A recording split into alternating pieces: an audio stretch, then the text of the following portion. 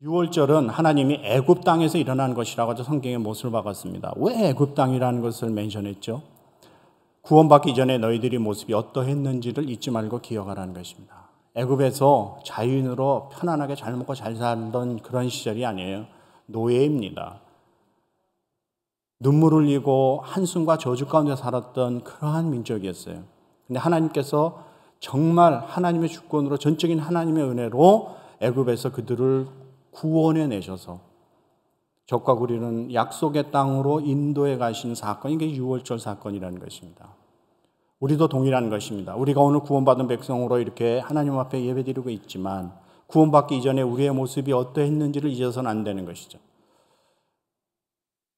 독선적이고 자기중심적이고 교만하고 목이 곧고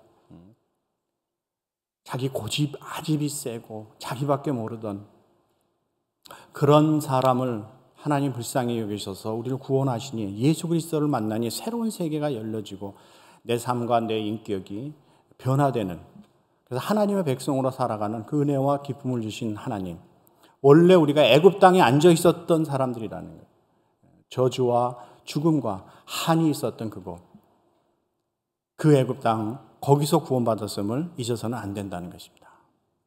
이 유월절은 새로운 출발이라고 말씀드렸어요. 새해 첫 달이 시작되는. 그러므로 이제 과거의 애굽에서의 모든 잘못된 습관, 행동, 언어 버려버리고 새로운 하나님의 사람으로 출발해야 된다는 것입니다. 이전 것은 지나갔습니다. 보라 새 것이 되었더라.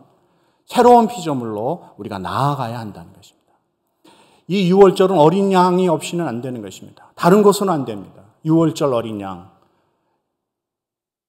유월절 어린 양으로 오신 예수 그리스도, 그분을 통해서만이, 그분이 흘리신 보혈의 공로로만이 죄사함을 받고 하나님의 자녀가 되며 저 영원한 천국을 기업으로 소유할 줄 믿습니다. 이 날을 잊지 말고 기념하라라고 하나님이 말씀하시는 것이죠. 유월절인 것입니다. 그런데 오늘 성경은 무교절을 지키라고 이야기하는 거예요. 유월절과 무교절을 떼서 생각할 수 없습니다. 같이 가는 거예요. 유월절은 전적인 하나님의 은혜로 구원받은 것입니다. 구약의 유월절 사건은 구약의 십자가 사건인 것입니다. 그러므로 우리는 그 하나님의 은혜를 감사하며 살아가야 한다는 것이죠. 그런데 그 유월절의 은혜를 경험하는 하나님의 백성들에게 하나님은 무엇을 요구하세요? 무교절을 요구한다는 것이죠. 우리가 교회에서 신앙생활하면서 유월절에 대해서 많이 들었습니다. 그런데 무교절은 조금 생소한 것이죠. 하나님이 무교절을 지키라고 말씀하여요. 유월절과 무교절이 어떻게 해야 된다? 같이 가야 된다는 것입니다. 며칠을 지키라? 7일을 지키라고 합니다. 왜 7일이라고 하는 숫자가 등장할까요? 성경은 숫자의 미닝이 있습니다. 이 7이라고 하는 숫자는 완전수예요. 그러므로 구원받은 백성으로 이제 우리가 성화의 선결의 삶을 살아가야 될 책임이 우리에게 있다는 것입니다. 그래서 하나님은 우리에게 뭘 지키라? 무교절을 지키라고 이야기하는 거예요. 오늘 성경 15절은 그래서 이렇게 시작합니다. 자, 한번 같이 읽어볼까요? 15절 시작. 너희는 이래 동안 무교병을 먹을지니 그 첫날에 누룩을 너희 집에서 제하라. 무릇 첫날부터 일곱째 날까지 무교병을 먹는 자는 이스라엘에서 끊어지리라. 아멘. 자, 무교병을 먹으라고 합니다. 한자입니다. 무교병이라고 하는 것은 빵인데 이스트를 안 넣고 만든 빵이에요. 그러니까 맛없죠. 딱딱하고. 이스트를 넣어야 맛있지 않습니까? 무교병, 이스트를 넣지 않은 빵, 그것을 먹으라고 하는 것입니다. 이스트. 이 누룩이라고 하는 이스트가 성경에서 오늘 여기에 처음 등장하는 거예요. 그러니까 굉장히 의미가 있는 구절이라는 것이죠. 성경에서 누룩, 이스트를 이야기할 때 이제 여기서부터 시작돼서 나온다는 것입니다. 자, 여러분에게 한번 질문하겠습니다. 속으로 대답하세요.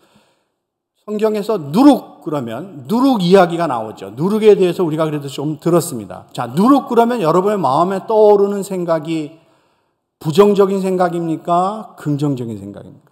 누룩 그러면 긍정적으로 여겨집니까? 부정적으로 여겨집니까? 보통 누룩 그러면 부정적으로 느껴진다는 것이죠. 그런데 성경에서 누룩이 사용되어질 때는 부정적인 것도 있지만 부정적인 것만 있지 않아요. 긍정적으로도 사용되어진다는 거예요. 그러니까 이스트 자체가 나쁜 게 아니에요. 그 이스트 누룩이 나올 때는 전후 문맥을 잘 살펴서 이게 긍정적으로 사용되어진 건지 부정적으로 사용되어진 것인지 우리가 살펴볼 줄 아셔야 한다는 것입니다. 보통 누룩 그러면 좀 부정적으로 이거 안 좋게 우리가 생각하는데 그렇지 않습니다. 자, 그럼 먼저 긍정적으로 사용되어진 긍정적인 의미의 누룩은 어떤 의미로 사용되어졌는가? 레위기에 보면 구약에 7장 13절에 이런 구절이 나옵니다. 또 유교병이라는 것은 이스트를 넣은 빵이에요. 무교병이 아니에요.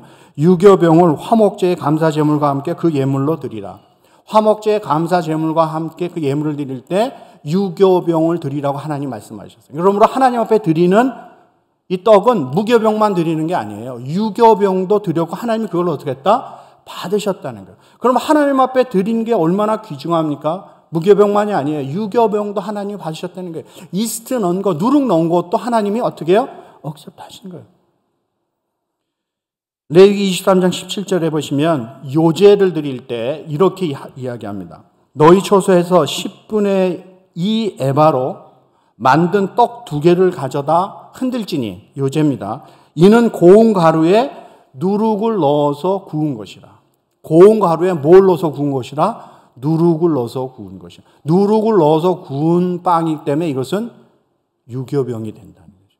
그러면 하나님 앞에 드릴 때 무교병만 드리지 않았다는 거예요. 유교병도 드렸다는 거예요. 하나님 걸 받으셨다는 거예요. 자, 그럼 신약에서는 어떻게 사용되어졌을까요? 예수님께서 신약에서 이 누룩을 굉장히 좋은 긍정적인 의미로 사용하신다는 것이죠. 자, 마태복음 13장 33절에 보면 이렇게 말씀하세요. 또 비유로 말씀하시되 천국은 마치 여자가 가루 서말 속에 갖다 넣어 전부 부풀게 한 누룩과 같으니라. 천국이 뭐와 같다? 누룩과 같은데 한 여인의 가루 서말되는 거기에 집어넣은 그래서 그 반죽이 부풀어 오르게 한 뭐와 같다? 누룩과 같다는 거예요. 천국은 뭐와 같다? 작게 시작했으나 눈에 보이는 것 같지 않게 시작했으나 그 영향력이 막대하다는 것이죠. 엄청나게 부풀어 오는 거예요. 가루 서말이면 엄청난 양이죠. 그런데 누룩이 조금 들어갔더니 그게 전부 어떻게 돼요? 하고 부풀어 올랐다는 거예요. 천국이 그렇다는 것입니다. 자, 예수님이 제자 12밖에 안 남겨놓고 가셨어요. 그런데 지금 보십시오. 수많은 사람이 예수님의 제자가 되어 있지 않습니까? 자, 예루살렘에서 시작된 교회예요. 그 교회의 역사가 2000년, 지금 얼마나 많은 이 지상의 교회들이 하나님을 예배하며 예수 그리스도를 구주로 섬기는 이 엄청난 하나님의 나라가 확장됐고 지금도 진행돼 가고 있지 않습니까? 그러므로 구약성경, 신약성경에서 누룩을 긍정적으로 사용한 곳이 이렇게 있다는 것입니다. 그러므로 누룩 자체가 나쁜 것이 아니고 어떻게 사용되어지고 전후 문맥이 어떻게 연결되어져 있는가를 살필 줄 아셔야 한다는 것이죠. 자, 이제 부정적인 의미로 사용되어진 누룩 살펴봐야 됩니다. 부정적으로 사용되어질 때 이 누룩은 사람을 부패시키고 타락시키는 영향을 끼치는 것으로 설명하고 있다는 것이죠. 자, 부정적인 의미 첫 번째입니다. 잘못된 가르침을 주의하라. 잘못된 가르침입니다. 바른 가르침, 좋은 가르침도 있지만 잘못된 가르침도 있어요. 그런데 이 잘못된 가르침을 어떻게 하라? 주의하라는 의미로 이 누룩을 비유로 사용했다는 것입니다. 마태복음 16장 6절에 보시면 예수님이 이렇게 말씀하세요. 예수께서 이르시되 삼가 바리새인과 사두개인들의 누룩을 주의하라. 바리새인과 사두개인들의 누룩을 조심하라. 무슨 의미예요? 바리새인과 사두개인들이 가르치는 저들의 가르침, 그 가르침이 잘못된 가르침이다. 조심하라 라고 예수님이 말씀하시는 거예요. 자, 그럼 바리새인과 사두개인이 어떤 사람들이에요? 간단히 설명드리면 바리새인들은 평민들 위주로 구성된 조직입니다. 그들은 전통과 외적인 의식에 굉장히 치중한 사람들이에요. 겉모양에 아주 민감한 사람들, 독선적이고 배타적인 사람들입니다. 자기네만 옳은 거예요. 예수 그리스도의 메시아 되심을 부인했습니다. 그러니까 예수님께 그냥 팍팍 대드는 거죠. 열심이 있습니다. 열심이 없는 게 아니에요. 그런데 그 열심이 방향이 잘못된 열심이라는 거예요. 여러분, 신앙생활은 열심 중요합니다. 그런데 그 열심보다 더 중요한 것은 방향이에요. 방향, 디렉션. 바른 방향, 올바른 방향으로 가는 열심은 너무너무 귀중한 것입니다. 열심을 내야 됩니다. 그런데 잘못된 방향의 열심은 그 열심 없는 게 나아요. 자기도 피곤할 뿐만 아니라 주위를, 공동체를 너무 힘들게 하는 거예요. 왜? 디렉션이 잘못됐는데, 일로 가야 되는데 거꾸로 간단 말이에요. 잘못된 방향. 이게 너무너무 잘못된 것이죠. 지금 바리새인들 열심히 있습니다. 왜 열심히 없어요? 얼마나 이 사람들이 율법 지킨다고 했었어요. 그러나 방향이 잘못된 거예요. 율법의 참된 의미를 모르는 거예요. 그 율법의 주인공이신 예수 그리스도 메시아로 오셨는데 그분을 거부하고 있잖아요. 잘못돼서 보통 잘못된 게 아니죠. 교만하고 독선적이고 유아 독전적인 모습. 남 비판하고 정죄하기 좋아하는 것. 이 바리새인의 모습입니다. 자, 사두개인은 누구냐 하는 것이죠. 반대입니다. 귀족층이에요. 귀족층이라는 것은 기득권자들이에요. 좀 가진 게 많아. 손에 쥔 게 많아요. 누리는 게 너무 많은 거예요. 그러니까 지금 이 세상이 좋은 거야. 예. 너 살기 좋은데 뭐. 예. 잘 먹고 잘 살고 세도도 부리고 뭐. 너무 좋은 거예요. 지금이 좋은 거예요. 그러니까 현세적인 것으로 빠지는 거예요. 부활의 교리를 부인하죠. 그러니까. 뭐 죽어서 다시 사는 뭐해 지금이 좋은데 하는 거죠. 부활의 교리를 거부할 뿐만 아니라 성경도 자기네들이 필요한 것만 딱 취하는 거예요. 모세 오경만 딱 붙잡는 거예요. 그 외에는 하나님의 말씀 아니라고 거부하는 거예요. 사두개인들이. 자기의 편리에 의해서 자기네들이 세상적인 누리고 있고 가지고 있고 즐기는 것 때문에 잘못된 가르침을 가르치고 있는 사람들, 그 사람들이 누구예요? 사두개인이라는 거예요. 예수님 말씀하시는 거예요. 이 바리새인과 사두개인들의 잘못된 가르침이 있다. 그거 따라가면 안 된다는 것이죠. 유아 독선적이고 교만하고 아집과 자기 고집, 방향이 잘못된 거, 그리고 현세적인 거에 너무 즐기고 지금 누리는 게 많고 편안해서 내세에 대한 소망이 없는 거예요. 부활뿐만 아니라 다시 주님의 오심에 대한 소망이 없이 살아가는 거. 우리 스스로도 점검해 봐야 된다는 것입니다. 남정지하기 좋아하고 내가 너무 교만하고 아집, 나중심적인 신앙이 아닌가. 내가 지금 사는 것이 그래도 괜찮아, 지금 편하고 좋아. 그러기 때문에 주님 다시 오심에 대한 어떤 내세에 대한 소망이 만약에 없다라고 하면 우리도 영락없이 바리새인과 사두개인의 그러한 가르침, 잘못된 가르침 속에 살아가고 있는 사람들과 동일하다는 것이죠. 과거에만 잘못된 사람들이 있는가? 지금도 있는 거예요. 성경적인 진리를 떠나서 자꾸 성경을 컴프로마이즈하고 자기네 편한 대로 갖다 붙이면서 사람들을 미혹의 길로 인도하는 것. 기억하십시오. 세상에는 영적인 것도 바른 가르침이 있고 거짓된 가르침이 있어요. 바른 가르침, 옳은 것을 선택하고 글로 따라가야 여러분에게 유익이 있고 여러분에게 복이 되는 것입니다. 이게 잘못된 것으로 한번 들어가서 영향을 받기 시작하면요, 결국은 자기도 손해고 주위도 어렵게 만들어요. 잘 분별하십시오. 바로 믿으십시오. 바른 길 가십시오. 그리고 이 신앙의 길을 끝까지 바른 길로 완주하셔야 하는 거예요. 아무 가르침이나 덥석덥석 받는 거 아닙니다. 아무 성경 공부나 아무 기도회나 덥석덥석 쫓아가는 거 아닙니다. 요새 뭐 인터넷이 너무 발달해가지고요, 아무거나 다 듣는 거 아닙니다. 들어야 될 게 있고 들어서는 안 되는 게 있는, 내 영혼에 독이 되는 게 있고 내 영혼에 유익한 게 있어요. 겉으로 보기엔 그럴싸한데 먹으면 독초가 있는 거예요. 내 영혼에 유익한 영양소가 많은 것이, 그걸 분별하실 줄 알아야 돼요. 두 번째는 외식을 경계하라는 의미로 사용하셨어요. 외식. 누가복음 21장 1절에 보시면 바리새인들의 누룩 곧 외식을 주의하라 그랬어요. 예수님 아주 정확히 찝어버리셨어요. 바리새인들의 뭐? 누룩. 근데 그 누룩은 뭐라? 외식이라는 게 외식. 위선. 신앙생활 할 때 우리가 조심해야 되는 거. 잘못하면 위선과 외식으로 빠지기 쉽다는 거예요. 자, 외식을 국어사전에서 찾아보면 정확히 이렇게 표현합니다. 겉만 보기 좋게 꾸미어 드러냄. 우리 표현을 하면 겉만 번지르르 하다는 거죠. 속빈 강정이에요. 속은 썩어 들어가는데 겉만 번지르르한 거죠. 바리새인들이 그랬다는 거예요.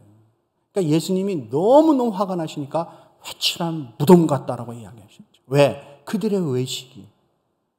정말 그들의 마음에 하나님을 진정으로 사랑하는 마음이 있는가? 사람들에게 보이려고 하는 신앙이 아닌가? 드러내려고 하는 거. 아니요. 여러분, 사람들에게 보이려고 하고 사람들에게 드러내는 이 겉에 드러나는 신앙보다 훨씬 중요한 게 있는데 그것은 바로 여러분의 내면이란 말이에요. 내면. 네? 이 바리새인들이요. 외식을 이 사람들이 하나님 나라와 성경의 진리의 열쇠를 자기들이 갖고 있다라고 생각을 했어요. 그러면 열고 들어가야 될 거 아니에요. 자기도 들어가고 다른 사람도 들어가게 해줘야죠. 키를 가진 사람이.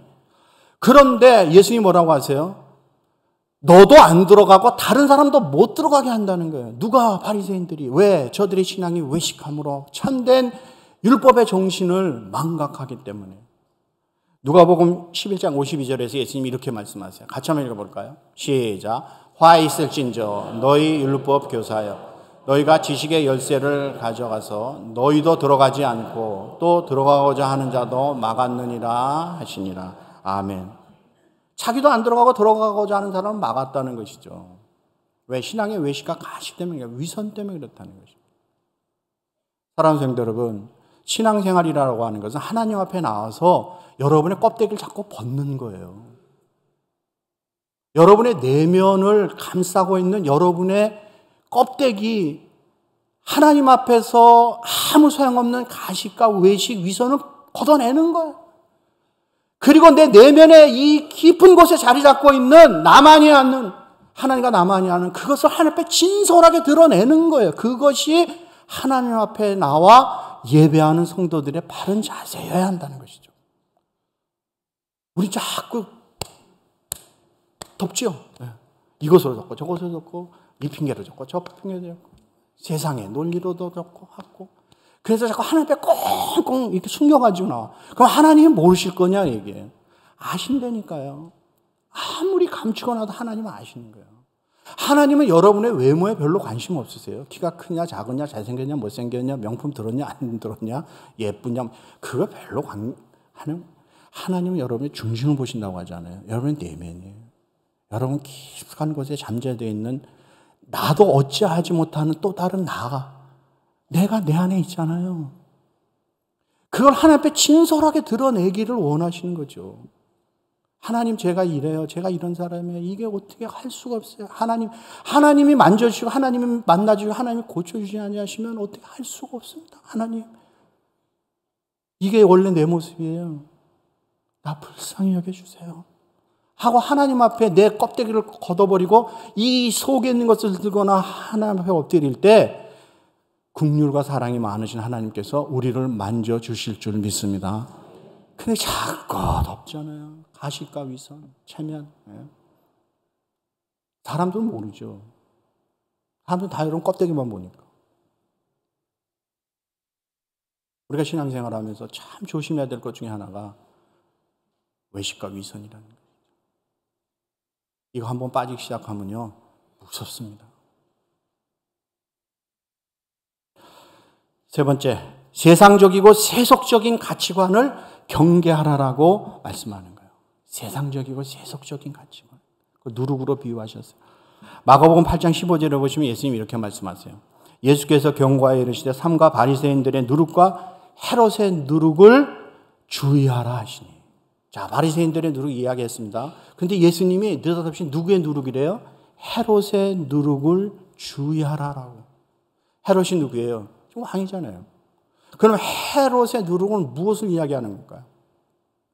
인간의 탐욕, 탐심, 육신적인 거, 정욕적인 거, 부패하고 타락한 거, 곤모술수 쓰는 거, 죄를 지면서도 죄가 죄인지도 모르고 부끄러움을 모르고 살아가는 모습, 그게 헤롯의 모습이고 헤롯의 가치관이잖아요.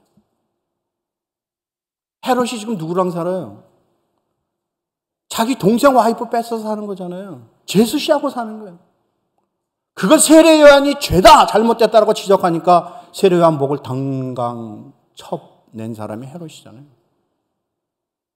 그 많은 것을 누리고 사는데 그게 전부 육신적이고 썩을 것이고 세상적이고 탐욕이고 탐심에서 오는 것이고 죄를 지어서 부끄러운 줄을 모르는 거예요. 지금 이 헤롯의 누룩이 온 세상을 지금 점점 변질시키고 가고 있잖아요. 지금 사람들이 다 추구하는 게 뭐예요? 더 많은 거, 더 큰 거, 더 화려한 거, 더 세상적인 거. 다 거기에 몰두해서 살아가는 거예요. 더 많이 가지면은 복 받았다고 생각하고, 더 큰 걸 누리면 그렇지 않다는 것입니다.